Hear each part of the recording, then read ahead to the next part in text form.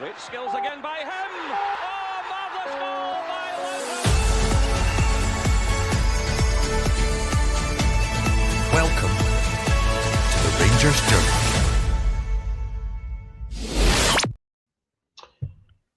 Good evening, everybody, and welcome to the Rangers Journal on this Thursday. I think it's at the 16th.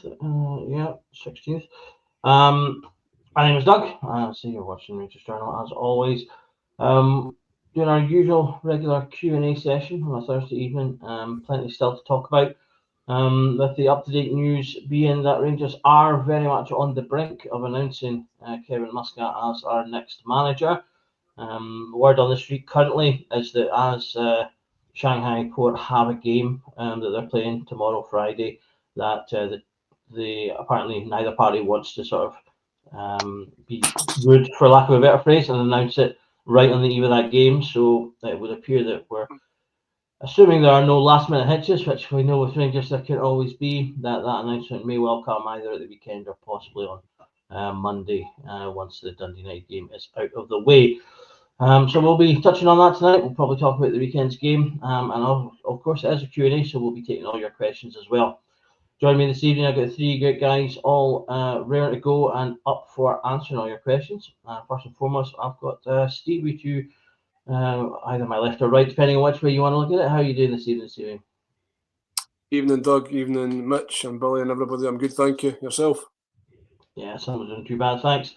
And directly below me, because that's where I like him to be, is everyone's favourite man, exactly, eyebrows up, is Mitch. How are you doing, mate? Well, the better for getting that fruity intro there, Doug. I like that one. He started this smart early. That's it. And what I've already commented is a rather fetching and slightly unique top there is Billy J. How are you doing, mate? Good. These aren't Rangers jammies, but looking forward to standing and warming our hands around the metaphorical bin fire that is the search for a new manager. Maybe toast some marshmallows while we're at it. That'd be good. I haven't had toasted marshmallows in ages. Can I just say, Billy, like, they are like the greatest Willy Winky 500 PJs that you've got on. You just need to be nightcap to go with, mate. I forgot. It's in the next room, but unfortunately, it's the wrong size. So it just looks silly. Well, we can always count on a little bit of fashion here at the Rangers Journal, but not too much, and always in blue. But as I say, we'll kick it off this evening. I'll go around the houses and just get everyone's opinions on what would appear to be the imminent announcement in the next, as I say, probably weekend or possibly Monday, of Kevin Muscat. Stevie, have you been a fan of Muscat going on? Are you happy with this appointment? Yeah, mate, I'm definitely happy. Yeah, I'm happy with this appointment. I probably wanted him 2 years ago before we got Clement, but looking back, it was probably the right guy at the wrong time. So I'm kind of glad it's not came off then, because this could be our silver lining. I think we're all kind of scunnered as a fan base with the amount of wrong decisions the club has made over the last however many years. Personally, I thought with the new ownership coming in the end of May, I thought finally we're going to see some proper governance and the club will be run better. And it's almost been the opposite. It's been such a shambles. So finally, I think this is the correct decision. I think this is a really good decision. So yeah, I'm quite excited, but I would kind of urge a wee bit of caution. This guy's not got a magic wand. You know, he's coming in. We're almost in November and we've won one league game. I mean, I've seen people say, can we still win the league this season? I'm like, I'm not even thinking about that. To me, a realistic target would be trying to win the Scottish Cup. That's something to aim for later on in the season once he's been in for a while. And start to kind of change the way the team play. But everything I've seen from Muscat, you know, his CV is really good. You know, he's won pretty much everywhere he's been. He's improved teams, he's improved players. He's very pragmatic. And obviously, for his time as a player, he had a fair bit of metal about him. You know, he really does, you know, lead, I would say. And he's certainly a bit of a throwback when it comes to getting stuck into players, I think, as well. So pretty much everything that Rangers need. I wish we got him in the summer. Would have been much better in June, July time to be having this conversation. But ultimately, I think we are getting the right man. Good stuff, good stuff. Billy, I'll come to you next. We've already had a few fashion-related comments. We've got Ross here, Clash of the Titans, Doug's cardigan versus Billy's PJ. So I'm going to suggest Billy will win on the fashion. I'll win on the warmth. And we've also had a question from Mick Billy, so no better way to open the questionnaire than asking where you got your delightful top from. It's always the fashion with you, Billy. You're obviously a basketball guy. Yeah, and it's never complimentary, so I don't think fashion's the term. And sad to disappoint everyone, they're not actually PJs. This is like a top going back to 150. So if you want to buy it, I would suggest like get a time machine first, or just go on eBay and look for Stripey Rangers top. But they aren't actually. I know everyone's probably visualising me in a onesie just now, as disturbing as that might be. But no, it's just a top. Sorry, guys. Moving on to football stuff, Muscat, he ticks most of the boxes of the candidates.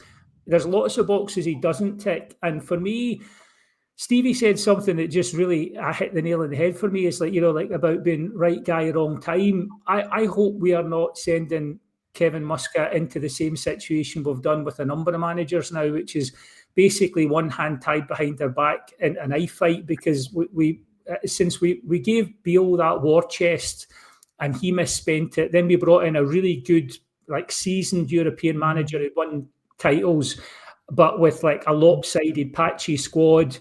And then we punt him and we get in an experienced manager and let him spend all the money, and we've got another like patchy squad. We've got some promising looking players, and now we're doing the same thing. We're bringing in an experienced manager who hasn't had his own pre-season, who hasn't been involved in recruitment, and is now in a fight to try and get second place and win a cup, like Stevie says.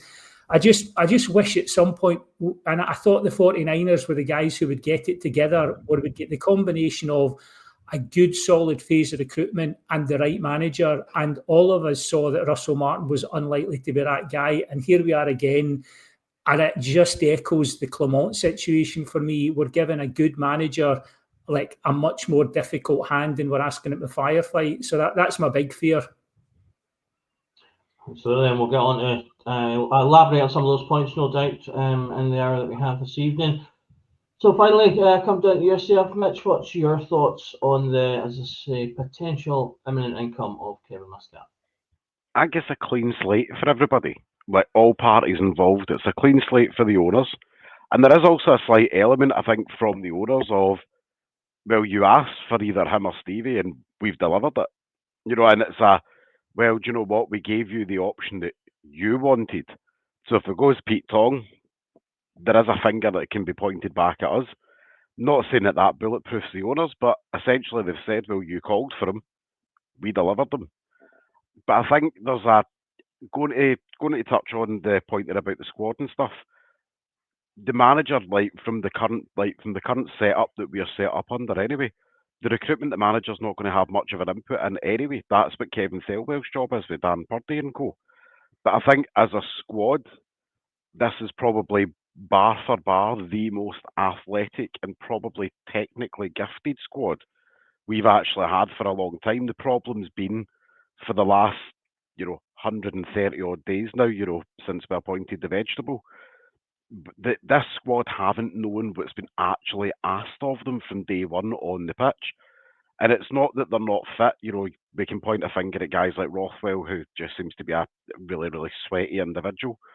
But I think the squad itself, you break that down into different parts. There is enough young, promising talent. There's enough experienced talent and enough talent in that older stage of their career. When you look at the likes of Butland, when you look at the likes of Tavernier, you look at the likes of Suter coming into the prime years of his career now. There's enough experience to blend the youth, but also, I think just now the only question mark I would probably still have on the squad is, are we a striker light? But I think every team, you ask any team up and down the country, what's the one part of your squad that you would change? Every team's going to say a 30-goal a season striker. But I think now the players have got a chance to actually prove and show who and what they are and why they were brought in. And it's also in a kind of sideway point. It's the making or breaking of Thelwell. Did you actually sign duds, or did you sign proper players that were, in fact, for the first portion of the season, poorly managed and just didn't understand what they were doing? Yep, a lot of good points there. I don't know if anything else, but for some reason when you said striker light, I kind of could see that in like an 80s font, some kind of strange 80s product. Buy striker light. I don't know what it would be, but that's my question for the group chat. What would striker light be if it was a product? If you've got answers to that or any other questions, do put them in the comments. I have already started flagging questions that we'll go through this evening. So as I say, get your questions in to us as well. If you're watching and you're not subscribed, then do think about subscribing to the channel as well. I wouldn't be doing my YouTube duty if I didn't throw that in nice and early. You can hit that notification button as well, and that'll tell you when we go live, when we put up content, which is most days of the week these days. We've got shows Monday to Friday. We do shows before and after matches at the weekends, and we'll pretty much go live any time that Rangers have exciting breaking news, which will include the announcement of the manager at some point, no doubt. So keep your eyes on that. One thing I wanted to touch on that I think has been a big talking point. It's already been mentioned in the comments. I think it was Ross has already kind of mentioned it at one point in the comments, and it's been sort of debated online as well. It's the potential that we may have to wait for Kevin Muscat to actually arrive following his announcement. To sort of deep dive into that a little bit, put together a little bit of information here about when he is likely to potentially come to the door. Obviously, it's been mooted that he won't come until November, but it could, in theory, be earlier than that if Shanghai win the league. Obviously, the suspicion is that he's going to want to stay and see through the season and finish off what is looking like it will be a title-winning year for him, which will obviously add to his CV even further. Got the top four of the Chinese Super League there. You can see it's fairly tight across the four. Probably most realistically, though, it's only the top three that are fighting for it. Shanghai would have to have a total collapse and lose every match from now until the end of the season for Beijing Guan to get into it. So I'm kind of counting them out, but the rest are in there. The earliest they can win is match day 28, which for them is 2 games time. They're currently at match day 26, so he could have the title wrapped up by the 26th of October. So that would be obviously a couple of weeks time, and then the latest is the very end of the season if they collapse in between now and then and sort of limp to the end. They are in a reasonably good place, and so that's probably unlikely. Based on their form, the most likely scenario is that they'll wrap up the title on match day 29 based on their current match, points per match. If that continues, that average carries on, then they will win it in a couple of matches' time, which would be the 31st of October. Happy Halloween. Exactly. Sort of went through and simulated every possible result for the top three, every combination of results that the top three could have, which is 81 different outcomes. And the earliest possible win in there in match 28 occurred in 9 out of the 81 scenarios. The title win on match day 29 occurred in 60 of the 81 scenarios, and the final day title win occurred in 12 of the 81 scenarios. So that's sort of based just on the average points per match. You can do something called a Monte Carlo simulation, which I have done as well for this, where basically you run, includes not just the points per scenario, but we've looked at their home and away form of the teams, which matches they've got left and against who, and whether they're home and away, and factoring in all those things, and then run scenarios on those games basically 100,000 times to get a massive data set to try and get what is more accurate an outcome. And the outcome of that was that it would be a final day win, 78% chance. So basically what all of that bump math and boring stuff that those of you that aren't at the stats won't care about basically means is there's a good chance that we're going to be waiting for him into November. So say the final day is the 22nd of November. So let's say that's the potential. Now we don't know this for certain. It could be announced and arrive straight away, but as I say, that appears to be what all the rumor and the conjecture is. So I'm going to come around the houses again, guys, and just sort of get your thoughts on that. I'll kick it off with my own thoughts. I personally am not a fan of this idea. I understand one of the things, I think it was Ross's comments in the chat where he said, I think I started, let me bring it up, yeah. So Ross has said, whilst I get the anger, that we want him in now? Does him staying and finishing the season not say something about his character? So I think that's kind of the crux of the argument, really, is that you can look at it in two ways. It's a bonus to his character that he wants to stay sort of loyal to his team and see things to the end. So that's obviously a plus in terms of the character of the man. But then the opposing point to that is we don't care about Shanghai Port. We care about Rangers. So ideally, you should be in here day one. You should want him to be committed to us from day one. And so you've got those kind of two, and I think they are fair points on both sides, but at loggerheads. I personally am not a fan of it, as I say, just because I want him in day one, and 1 or 2 weeks would be fine. I wouldn't be bothered by that, but 6 weeks is a long time to wait. There's 15 to 19 points available in that time in the league, which could put us out of the league. We've got a semi-final against Celtic in the Cup, which if we lose, we could be out of the Cup. And we'll have played at least another 2, I think 3 European games by then. So we could be out of Europe, basically, by that point. So by the time between when he signs and when he actually arrives, he could be out of 3 out of 4 competitions, which is a massive risk, unless we're happy and saying we're just going to write this season off. So starting with yourself, Stevie, obviously quite a few points there to sort of consider. What's your sort of stance on this whole potentially waiting on him? I agree with Ross. I'm fine with him finishing his contract, winning the league with his team over there. Because a couple of years down the line, if all goes to plan, this guy comes in and he's successful and he wins us 56. Rangers are the Shanghai for like a team down south, and then say somebody comes knocking on our door saying we want Kevin Muscat 4 games before the end of the season and we're going for a title. Can you imagine the meltdown? So, I think you need to respect the guy's contract, the job he's done. He's obviously a very decent man, the fact that he wants to finish the job that he started. To me, it makes absolutely fine. It makes sense to me that he finishes up. Just going back in time a wee bit, I remember Souness, or I don't remember it, but I remember my dad telling me when Souness left Rangers, we only had about half a dozen games to go in that season, and we're neck and neck with Aberdeen. They basically left Walter Smith right in it. And that really, people talk about Gerrard leaving Rangers. Look at Souness left Rangers. You know what I mean? He left when it was really vital, and Walter had to pull it together. Well, a lot of pressure on him, so no, I'm fine with it. I see your point. It would be good if he could come in right now. But you mentioned the league. Realistically, to me, the league's gone. This guy's got to come in and change the entire character of this squad, and he's now got a pre-season. To me, this is like a 3-year. He's going to get a 3.5-year contract, I think. And to me, I'm giving him the 3 years because we've been through manager after manager in pretty terrible situations.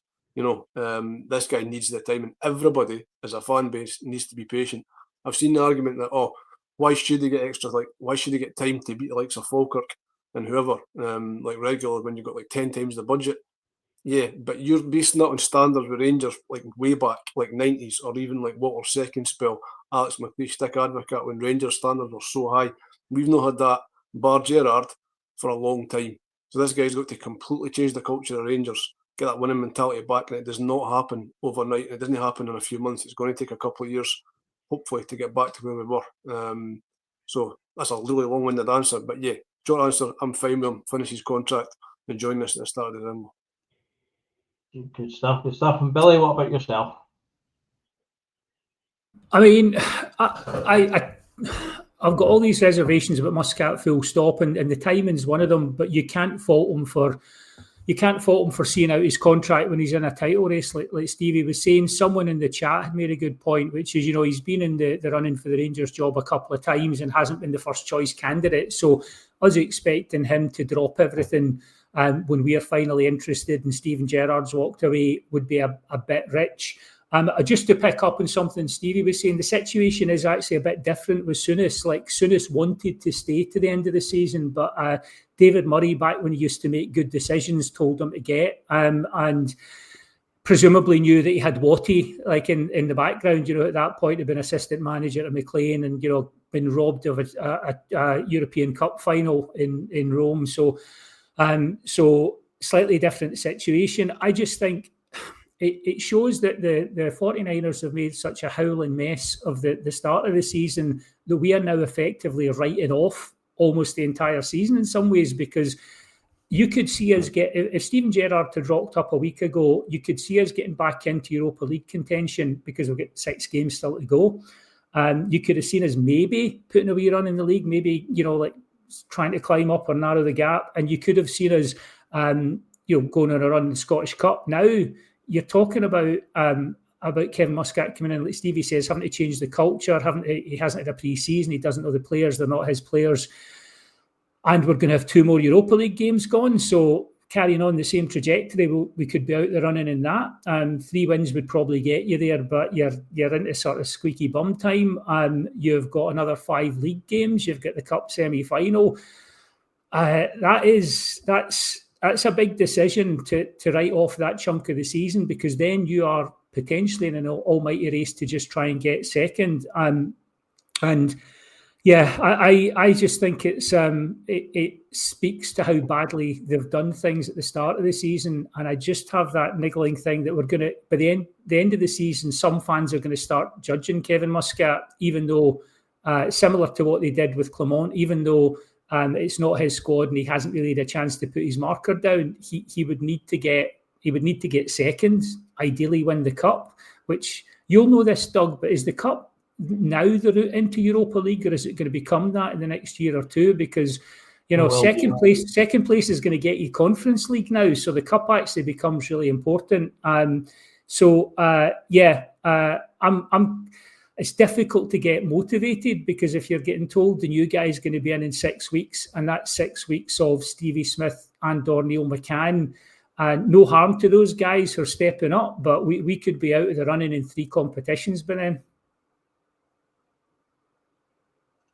Absolutely. As I say, that's one of my primary concerns as well. What about you, Mitch? Which side of the axe do you fall?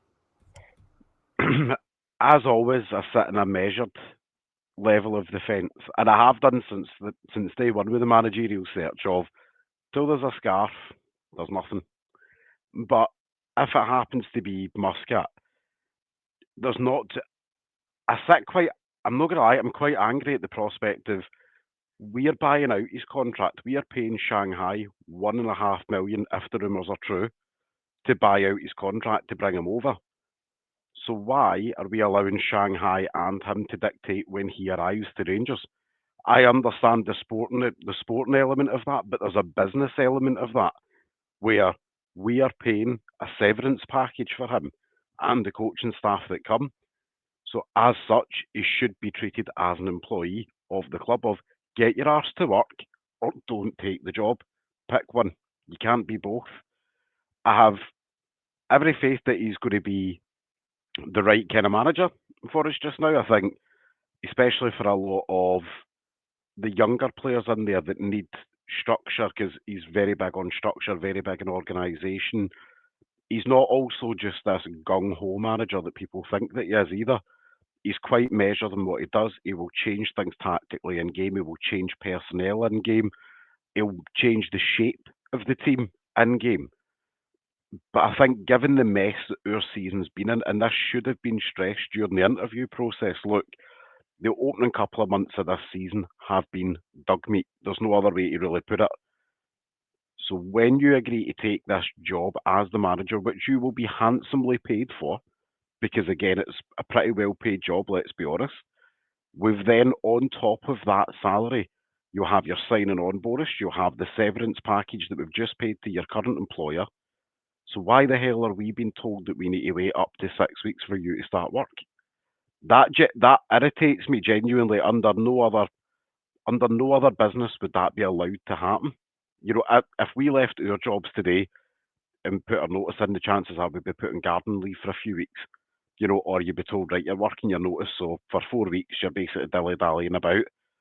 But when £1.5 million, again, if that is a correct figure, is being paid to take someone from employer A to come and be an employee of our club, that's a hell of a lot of money.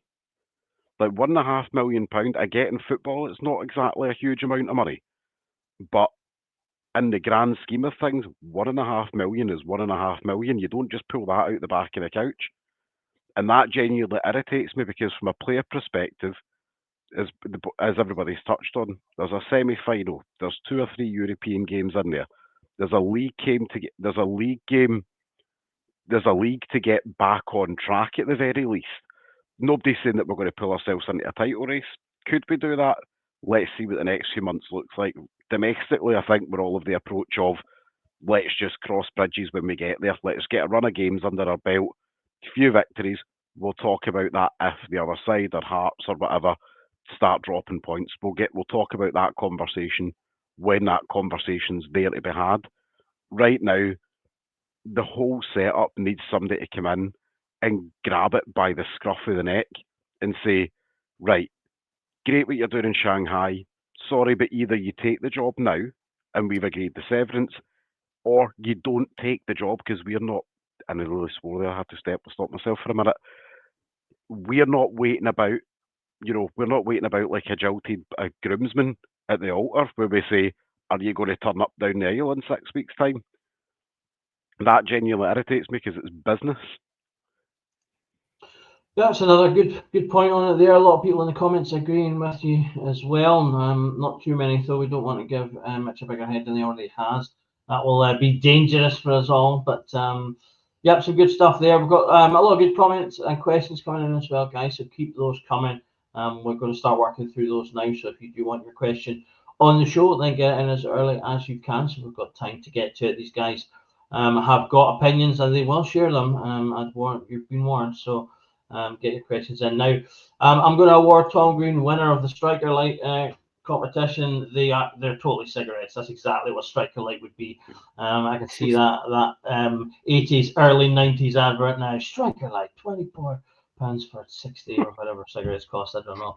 I don't smoke, so I couldn't tell you. But Tom, you are the winner of that mini competition. What have you won? My respect. Worth great loads, I know. Stevie, we'll get to the first question I got here. Got this one kind of from a couple of guys here. So Robert is coming in going, do you think the owner should investigate Thelwell? And along a similar line, Philip coming in, question for the panel, do you want Thelwell sacked? He has been a lightning rod for criticism pretty much since he started over various things. The signing of Jermiti, the amount of money spent on him, the managerial search that's gone, appointing his son recently as well. The optics for him haven't been great. What's your kind of thoughts on Thelwell? Do you think he should keep his job? Do you think we should sack him? Do you think he's going to sack himself? Yeah, I'd want to see him going yesterday, to be fair, or 2 weeks ago, whatever. I think he actually came out when Martin was still here and said, if Rangers sack Martin, they have to sack me. So what's he still doing there? His position's untenable, even based on that comment alone. He obviously thought he had more power than the Rangers fans, and the Rangers fans have basically forced Martin out. And it just really kind of, in real stark light, how bad a job he's done. He thought Martin, and he was so ballsy with it when he announced him. He was giving us all this chat about the type of football, dominant football, attacking football, and it was the polar opposite. Couldn't mean any different. So yeah, I would like to see Thelwell gone. Stuart too. I know that wasn't the question, but I'm not sure how he's qualified to be a CEO of Rangers. I know people say I was the CEO at Man United. He wasn't. He was the interim CEO at Man United. Who knows what he was doing before that? And that's been a club in decline for a long time. So he was part of that decline there. So yeah, I think the American owners have been, honest in the sense that they held their hands up there a couple of weeks ago and said, yeah, we got it really wrong with Martin, which is good. But they need to go one step further and remove Thelwell and Stuart and get people in who actually know Scottish football.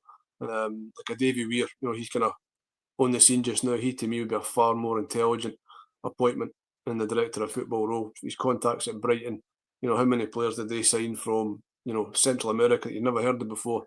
And then a season later, they're going for like 70 million to Chelsea. Yeah, I would definitely get rid of Thelwell. I'm pretty sure Rangers fans are quite universal in their agreement that get rid of Russell Martin.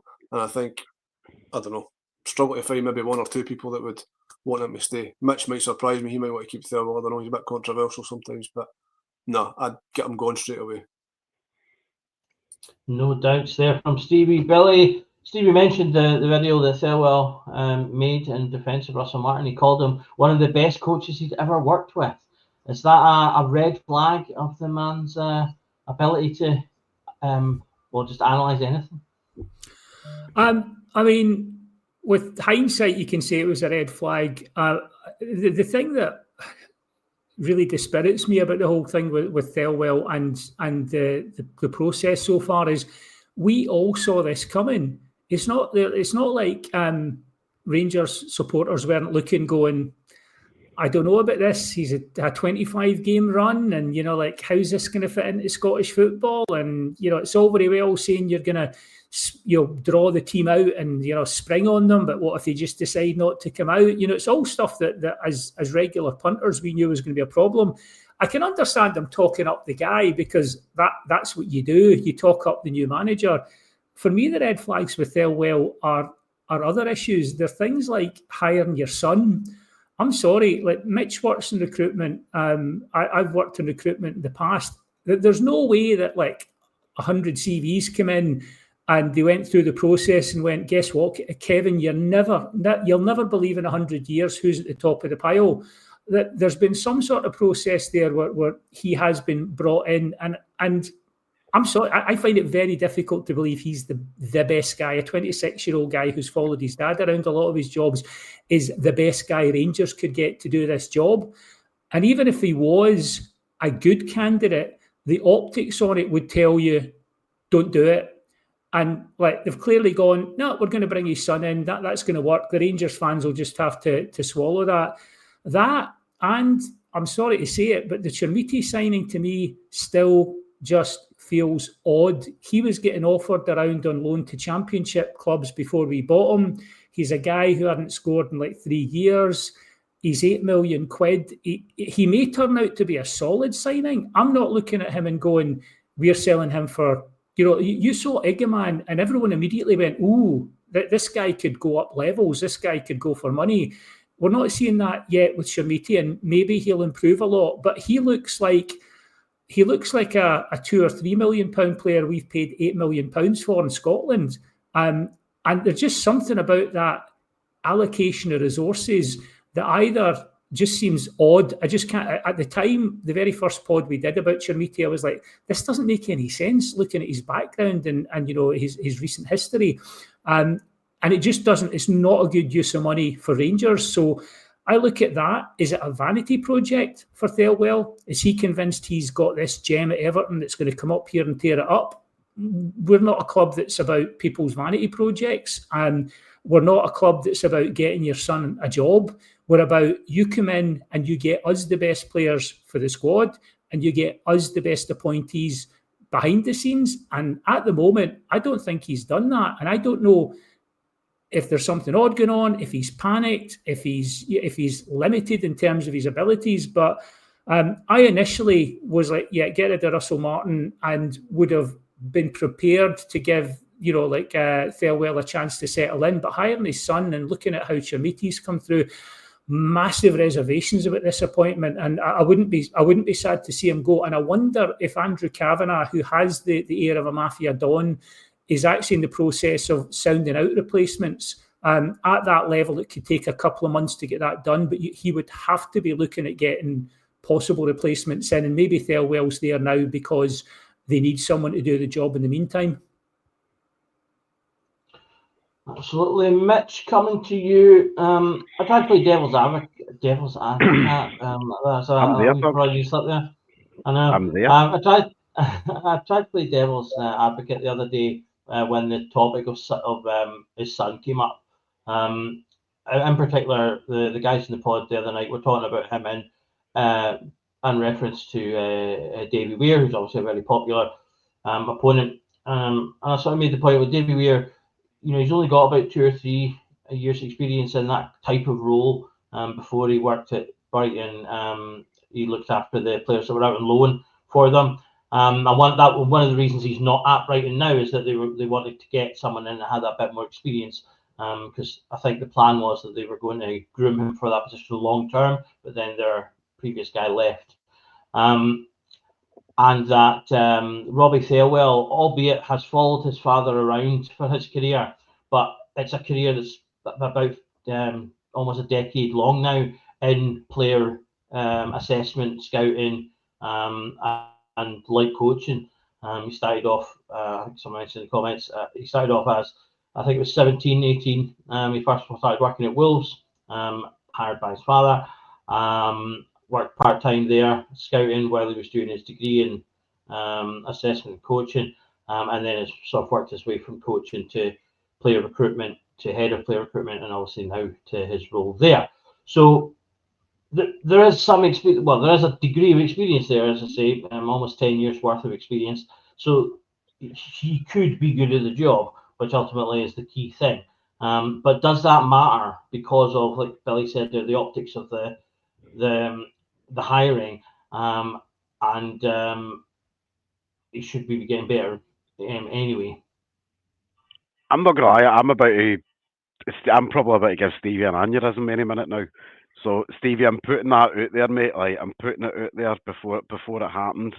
So just put the shotgun back underneath the desk for a wee minute. But Thelwell was tasked with a job in the summer. Root it and plant it. Root out the squad, plant the seeds of a new one. Kevin Thelwell done that in the summer. He ripped out what was needed to be ripped out. By all means, there's still one or two on the books that we all know we would like to get rid of, like hot dog legs, Kieran Dowell. We'd all quite like him to be away, but you can't make everything happen in one window. And as supporters of this club for a lifetime, we have seen that agony in 4K for the last several years in a row. Kevin Thelwell replaced what was going out with players, the ones who have been purchased are players who are on lower money, but probably bigger upside on the flip side to it a few years down the road. Will there be duds in there?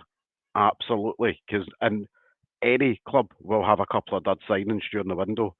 The Chermiti deal, for me, there was I think it was Opta. Doug, you'll know this better than me because obviously you live, eat, breathe, and sleep stats. I don't.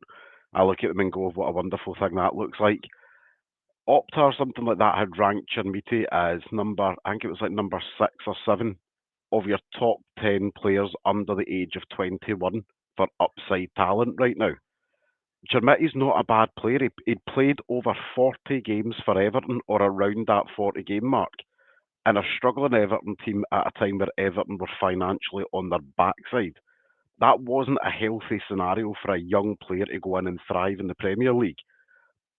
Chermiti's came up here realistically because he needs games, but if we get him moving the way that he did, for example, he scored for Portugal's under-21s the other night, and it was a decent enough goal that he put away.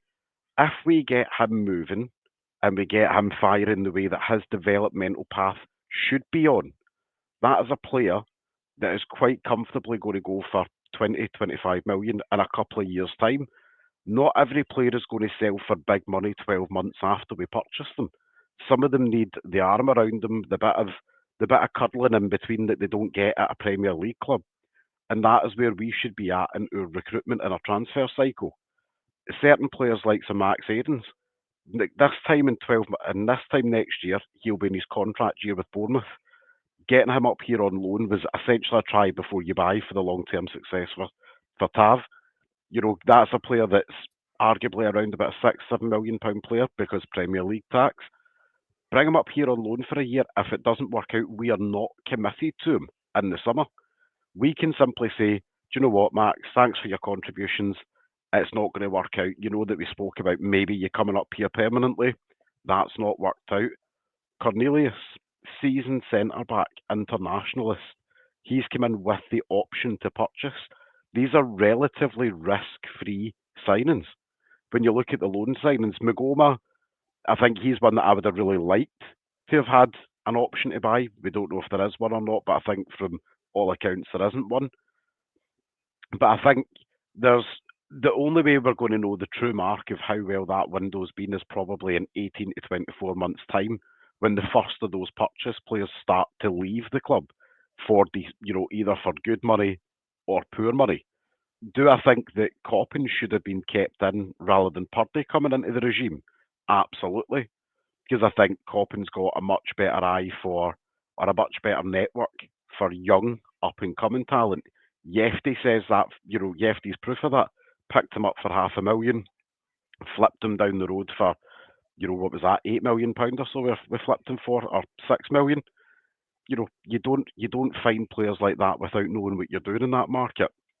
And I think that's where I think Coppin was asked to do things that he wasn't qualified to do last season. And that's not any disrespect to Coppin. That's more to do with that man is a scout, and his job was go find players, present players, and give us the reason why to go and get them. Again, there's going to be hits and misses, in the discology for him, like there's always going to be for any director of football. Do I think that Thelwell's better at the transfer negotiations? I think so. In terms of the fees that we've commanded during the summer, let's be honest, under the old regime, would we have seen Yefty leave for £6 or £7 million, or would we have seen him leave for £2 or £3 million? And I think that's where Thelwell's reputation, particularly at Everton, it's only fair to judge somebody in their most recent job before they came here. He took them from a transfer bin fire of a club where they were constantly in the red financially for PSR, and then turned them over the course of 2.5 years into a benchmark of what Premier League clubs should be doing. Now, I would have said a lot of this window was functional signings, solid, not sexy. Some of these players are just in to be bodies for the course of this year. But the purchase players, there's a couple like Fernandes. I don't really think that's fair to judge him yet because Russell Martin, for some reason, never played him. Enciala, for example, again, not fair to really judge him. Again, I know he was signed by the previous regime. But these are young, talented players that we've not seen much of this season because the old manager was allergic to playing them. We don't know what the upside of these boys like. Even Mikey Moore, half the fan base has written off this 18-year-old wonder kid. But realistically, again, nobody knows what he was actually asked to do, and probably the player himself doesn't know what he was asked to do. So, very long-winded answer. I think he should be given at least until the summer, because I think that's a fair reflection on that calendar year mark to say, show me what the first couple of players that you ship out for. Show me what the return is on that player. And the proof's in the black and white then of what we sold them for. Can I have a really quick right to reply? I thought it was going to come in. I was going to see if you wanted to respond to some of those. There's a few. Really quickly. I mean, Mitch, you make a few fair points there, no doubt. But I would come back with the left back situation. One left back, 19-year-old, is for the full season ridiculous. RFC 72 in the comments, absolutely spot on. We've only got one contracted defender after the summer next year. That's really poor planning. And the boy up front, Chermiti, we spent 9-10 million, 3.5 million on Fernandes. Somebody in the comments, I think it was Shona, said 2 million for the Mikey Moore loan deal. Yeah. And we were talking about 15 million quid there. We could have had Cherny for maybe 8 million, Shankland on a free, Mulligan on a free. They're guys that are going to hit this league and hit it running. That to me would have been far more sensible, and it could have almost, no guaranteed success this season, but we'd have a far better chance with guys who know the league. I appreciate what Mitch is saying there about, resale value is very important going forward.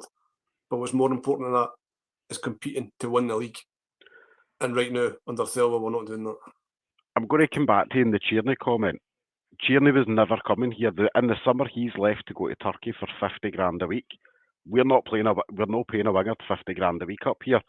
And fair play to Tierney, because obviously he's got a right to go out there on, realistically, he's probably his final big contract of his career at 28, 29. Fair play to him. Do I think he would have ran through a wall for us? Absolutely. He showed us that last year. But we're probably going to offer him top end 30, 35 grand a week, in that TAV kind of bracket of wages. Another 15 grand a week for another guaranteed 2 to 3 years. It's a big difference when you're staring retirement down the barrel at the end of it. And again, if you're helping a team qualify for the Champions League, but winning the league, you can build in bonuses. I think there's a happy medium between the two. I think that he was wrong for the situation we've been left in at left back. Absolutely, I think that's criminal.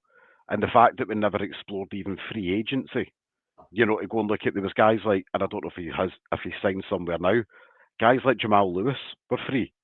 I'm not saying he would have set the world on fire and come up here and been, the Lord and Saviour left back, but that's an experienced Premier League level defender who, even if you offer him a 1+1 deal, where you say, look, you come up here, there's no obligation at the end of the season, you hit the world on fire in Europe and you hit the world on fire and win stuff here, you're bound to have options back down the road where you want to be. Or you come up the road, you really like it, and you see that we're building something special, there's another contract on the table at the end of the year, but there's no commitment for either side post the end of this season. And I think the fact that if the rumours are true that, within a couple of weeks of Thelwell coming in, that he kiboshed the Mulligan deal, I generally think there's an element of English snobbery there. No. Really quickly. Who's the best signing that we've had? For me, it's Lyle Cameron, and it's not Thelwell signing.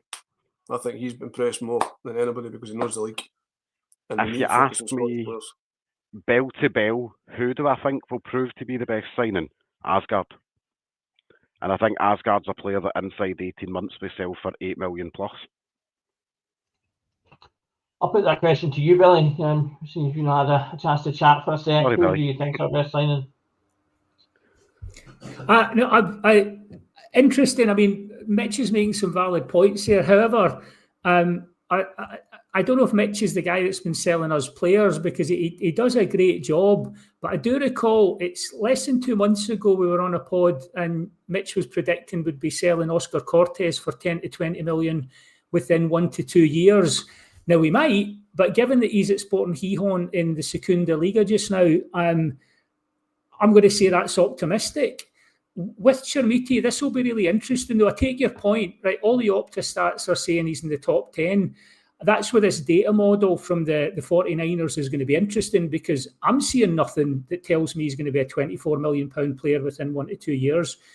It's only about 20 games, I think, he played for Everton, and the only goal he scored in the last 3 years was in an under-21 Everton game, in a cup game. So these Opta stats, see if it turns out they're right and this is a Moneyball situation, I'll be delighted. But I can only do what most Rangers fans are doing just now, which is we've looked at the start of the season and everything we've kind of sucked our teeth and gone, no sure about that, to we've turned out to be right. So the fact that we were right to be sceptical about Russell Martin, we were right to be sceptical about a lot of the signings, we were right to be sceptical about even Thelwell. I'm going to say that Chermiti, let's give him a chance. But at the moment, I'm not seeing anything that's making me think he is a £24 million player waiting to be unveiled. And no one will be more delighted if he isn't. And then if he is, great, Opta on it. But if he's in that top 10 for Opta, and that's such a great source of data, why did no one else pick him up? 8 million in England's nothing. If this guy's the great hidden gem, why is he in Scotland for 8 million? And the one other thing I would say, sorry, Mitch, you're getting a bit of a kick in here, but that's what you're on for. But on Thelwell, I take your point that he did make Everton a bit of a benchmark in terms of how an EPL club should function. But the remit at Everton is survival. The remit at Rangers, like Stevie said, is winning. And survival isn't going to be good enough. And he might have brought money in, but like Stevie said, he splashed a lot of money in not very impressive ways. When you talked about the likes of Mulligan, Penrice, people that we could have brought in who would have done a job and we could have built on. So if he's brought the money in, great. But if we're just going to spend it on the likes of Manuel Fernandes and people are not getting the team, that makes me worry. I will take your point totally that I think all the players get a clean slate because Russell Martin has bamboozled them. And I think you might be onto something with Asgard. I think he might be a player in the making. And a lot of them just look constipated, football-wise, because of Russell Martin. So I'm prepared. Fernandes, the whole lot of them get a clean slate. But on Thelwell, just that £8 million. £8 million doesn't buy you much in Scotland. But it should buy you someone with a bit of pedigree, not a striker who hasn't scored in 3 years. And that for me, Opta can prove me wrong, but that for me is the big red flag. I've got the right to reply as Stevie invoked. No, you don't, because you've talked too much and we've got questions to get to, so I'm kiboshing you. I'm sorry. Billy, do you speak Spanish? Someone in the comments wants to know if you speak Spanish. Yeah, only when I look it up on Wiki to check where Hihong is. Always a good one. Always a good one.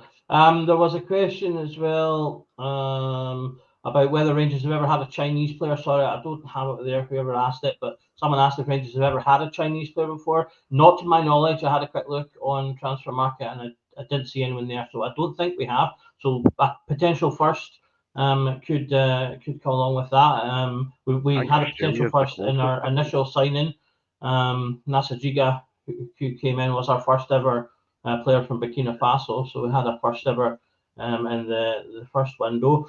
We've had 8 Australians, as Mitch hinted there, from close by, and I think that is the closest looking at the list here. So no Chinese players to date, so that could be an exciting one to come through. Quickly hitting this question here from Philip, Jamal Lewis, no brainer. Does he have a club yet? No, as far as Transfer Market says, he doesn't have a club yet. However, I've been banging this drum from the beginning. I don't think he's a no-brainer at all because he was injured for 4 months of the season last season, which to me is not a player we need to be signing because that just screams of all of the trouble we've had with numerous players recently. I'd rather just probably play Max Aarons and hope he improves. Okay, next question I've got here that I think is a good topical one. One of the other things that's been talked about, obviously, we touched on the potential delay in Muscat coming to the club, and one of the possibilities that's been mooted to mitigate that is Neil McCann coming in to be an interim manager and then becoming part of the coaching team afterwards. Mick here said, does Muscat need a coach who knows the league like McCann or someone else, or should he have his own team, which has a high possibility of no homegrown coaches? I mean, I'll chuck my 2 cents in there. I think any manager should always have local knowledge. Even if you are from that area, I think having another person there that has local knowledge is always a plus in your coaching side, and particularly from someone coming in from abroad, from another country. You know, I think having that local knowledge is really important, just really useful, both in terms of like just the knowledge of your league and your team and everything else, but also to help you get to know your players and get to know your club that you're joining and all that stuff. Obviously, Muscat has been a Rangers player before, and indeed was a Rangers player with Neil McCann during the McLeish treble. But that was a long time ago, and obviously Rangers are a different club today, unfortunately, than we were then. So there are new things for him to learn, and Neil McCann obviously has been around Scottish football his entire life, and so we'll be able to help with that. So I think, you know, that to me would be a really astute way to go about things. What's your thoughts on that, Stevie? Absolutely, mate. Yeah, 100%. I'd like to see McCann involved. I say this every Thursday night. I want to see Kevin Thompson involved. Guys that have got like previous with the club, have that winning mentality, linked to Walter Smith as well. I know McCann never played under him, but Kevin Thompson played under him. Spoke amazingly. We did a pod about Walter when the statue got unveiled a while back, and Kevin Thompson was on it, and his insights were brilliant. You know, he told us stuff about Walter, how just his aura. So maybe he's got a bit of that about him. Having like worked with him and done really well under him. I'd like to see that that involvement. And it kind of maintains the standards. You look back at Advocate, I'm sure he got John Gregg involved in the training field as well. You know, just reminding players, you know, what this really means, but also offering an insight. Kevin Thompson, I know it's a Celtic Hearts, but he won the league. He's had 1 season as a manager and he won the league with him. So he's obviously got a bit about him. Worked at the club before a couple of times. So yeah, I think that's vital. You need somebody who knows the league. The kind of atmosphere and everything else about it is really important. But I think Muscat, he seems like a pragmatic sort of guy. So I think he will definitely have 1 or 2 on there. And every interview I've seen with him, he really pushes the kind of players taking ownership and taking responsibility, which again we've lacked so much on the pitch for far too long. And I think having guys like Thompson or Neil McCann there, that will help kind of instill it, because these guys know what it takes to get it over the line. So yeah, really hope to see that. And if he is McCann for a month or so, so be it. I think the ones that were there last season, he to me was the most kind of analytical. He seemed to come across really well, even when he's on RTV or whatever. he seems to offer really good insights. So yeah, I'd be quite happy with Neil McCann there. Absolutely. So I've got about 5-6 minutes left. I want to try and get through the last of these questions, so I'm just going to put a question per person. If you find you have a really strong opinion, let me know. I'll let you jump in, but I'm going to go one for one to get through these so that everyone gets their question out. So Billy, I'm going to put Daniel's question to you. Do you think the fans will give Muscat enough time to make his mark? He's obviously got a unique style of play, which will potentially take a bit of time to settle in. So do you think he'll get that? Well, just before I answer that, just saying we have actually got a Chinese player at Rangers just now in Li Mengwen who signed for the ladies in September. So I don't know how many players we've had maybe from different countries, but I know that was a recent signing. Muscat getting the time, it's almost like the Amarim thing of like, take the job now when it's available. You haven't had pre-season. They're not your players. You've got unhappy fans. You've got stressed out players who've been bamboozled by Russell Martin's tactical master plan. I'm hoping it's not a poison chalice, and we do need. I mean, Kevin Muscat was quite the rogue on the football field, would be one way of putting it. And I think we are going to need. We're going to need someone really strong and someone who can drag the club up by its bootstraps, because he is taking on a lot of things. We see this all the time. We understand the circumstances. We'll give the manager time, and everyone knows what the deal is. Reality is, if he doesn't have an impressive season, he will have a clock running at the start of next season, unfortunately. So I hope we give him time. I was one that thought, this isn't a popular view, but I thought Philippe Clement wasn't very well treated. I didn't think he was supported. I think he's the guy that if we had Philippe Clement coming in fresh with the backing the 49ers had, I'd been very excited. I just hope we're not giving a good manager, like I say, sending him into a knife fight with one hand behind his back. I hope we give him time. But I've never known the Rangers support to be so disenchanted and so ready to grumble. And a lot of that's modern life and social media and everything, but a lot of it's just what we've had to watch the last while. So will we? I'm not sure. So I really hope he gets off to a decent start. Absolutely. Mitch, question I'm going to put to you here. Do you think that we'll see Rangers moving into the Asian market with Muscat under the helm? It's an area of the world that we've not really, I think, gone into much, certainly in recent history. Obviously, as I mentioned earlier, we have had a fistful of Australians, but certainly the Japanese, Chinese, those areas are not, Korea maybe, those are areas we've not really gone to. Do you think we'll see that? I think there's a chance, but I don't see it being in January, maybe more in the summer. I think January will be, maybe we'll see a couple of bodies coming in for the usual injuries that kick off, any suspensions, any leavers, anything like that in between. But I think the remit from a transfer model, Fairwell and Co have said it already, was functional. It was just about getting known quantities of bodies in over the course of this season. So I think, is there a chance? There's always a chance. Would it be? I think the 8 players coming from the Asian market are sadly always going to be compared with players from across the way that have come in. And I think you look at there's a big centre back that plays for, I think it's Munich, who was signed from the Korean League. And he's now rumoured to be worth something like 18 to 20 million pound or something, and he's a big 6-footer. It's Kim something or other. Doug, you'll know his name better than me, because Doug knows these things. Like, he's got them just written up the sleeve of his big cardigan. Like, but I think it's one of these where it's a market that should we explore, absolutely. But I always think, and it's not, but it's Scottish snobbery before I'm accused of it in the chat. I think there's always an air of caution when it comes to signing players from, the Asian markets, even into the Australian markets and places like that, where you go, domestically, most of these players will be okay. But when you take it up to the next level of either the Europa League or into the Champions League, all being well, that's where the big question mark obviously will always lie, because the Asian Champions League and the European Champions League are two different levels of quality. But again, I don't rule it out. Right players and right profiles. There we go. Thank you very much, Gordy, in the chat there for Kim Young May.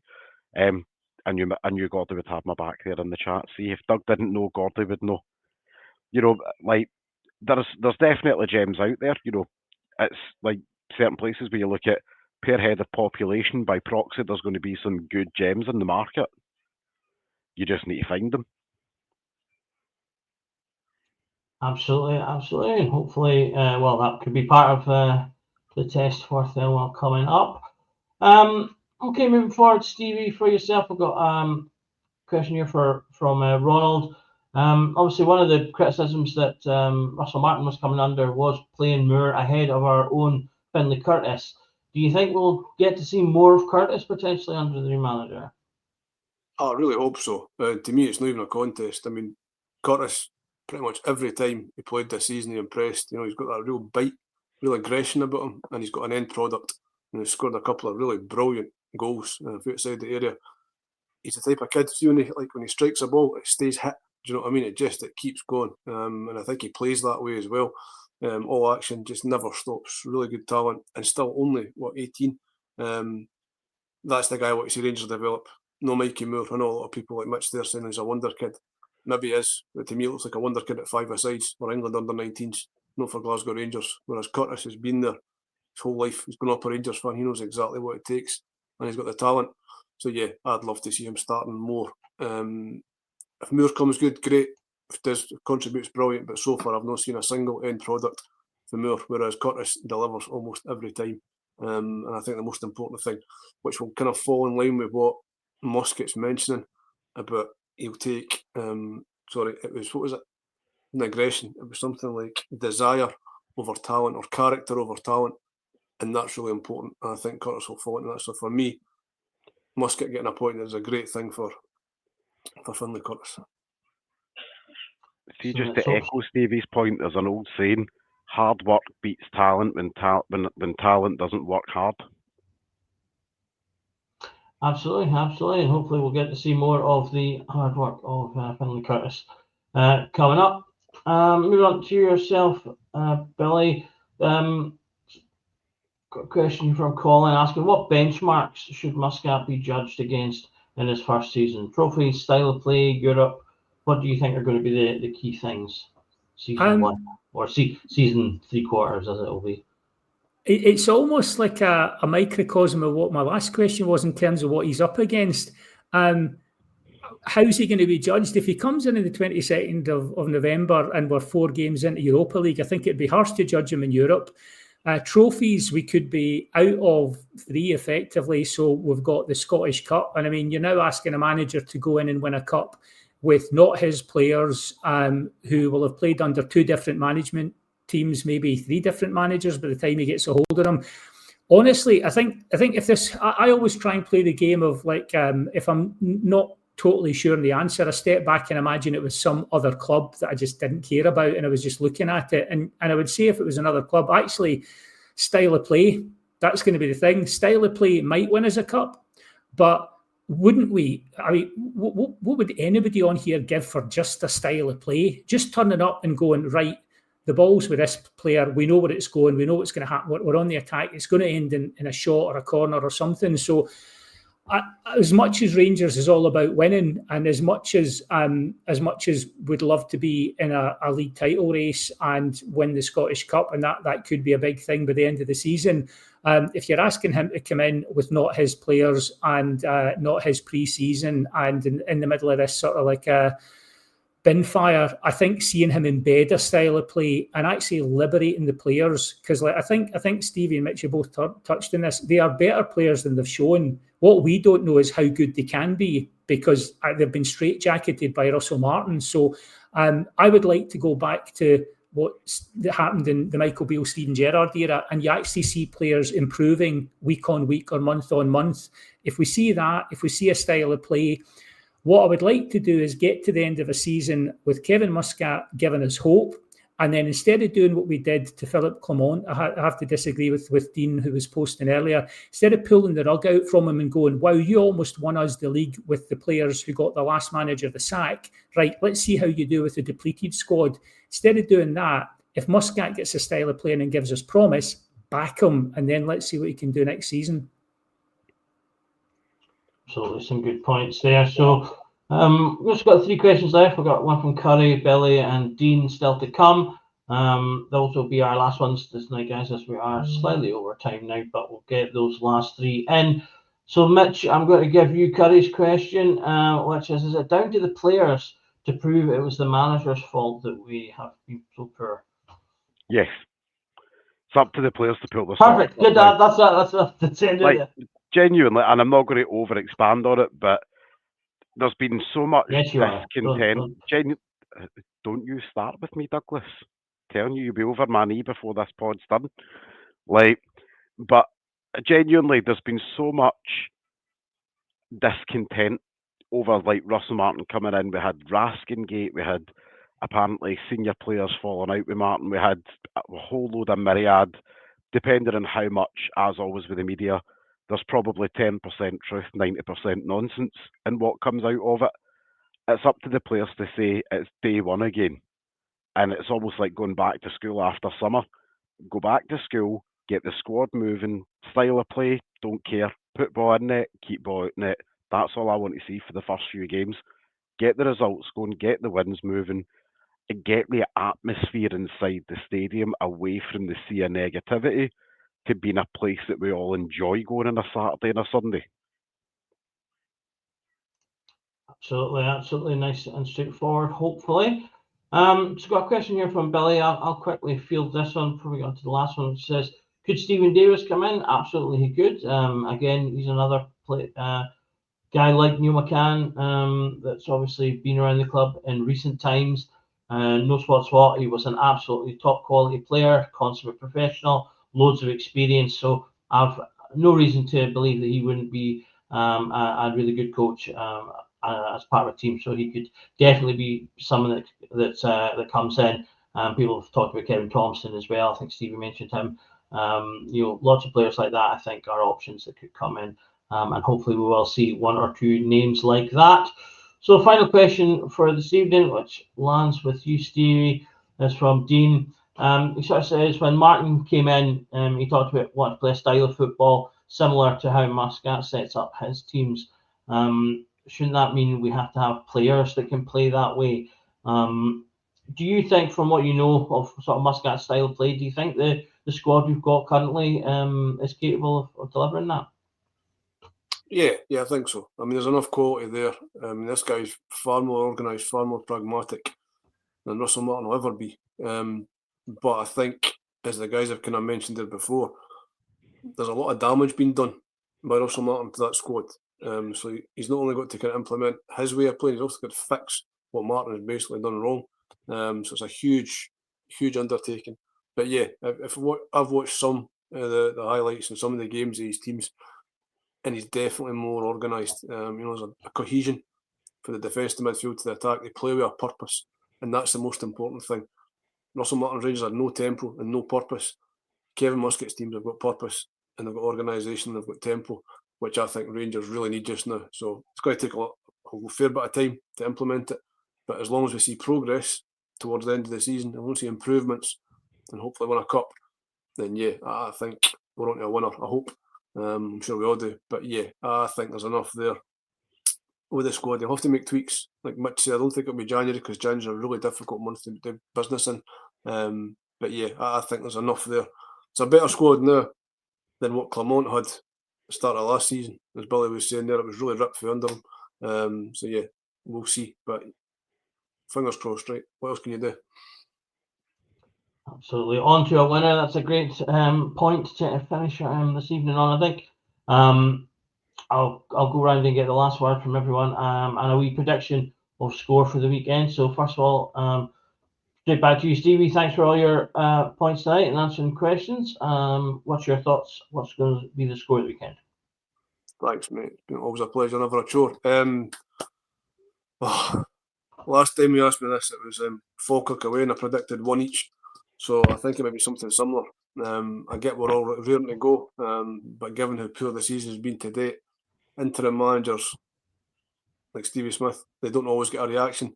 So it might be a close game. Maybe sneak a win, maybe 2-1. I'll try and be optimistic. Go with 2-1 Rangers. Billy, thanks for yourself and your pyjamas for another great pod. What's your thoughts on the score at the weekend? Well, just before giving you a prediction, to address that, how come I get all the grief for fashion choices, especially Rangers fashion choices? Chris was hosting last night, drinking out a Spider-Man mug that you could have put 24 red roses in. Nobody says a thing. I wear a Rangers top. Right? It's the Noel Edmonds shirt that started this. It's just a pile on now.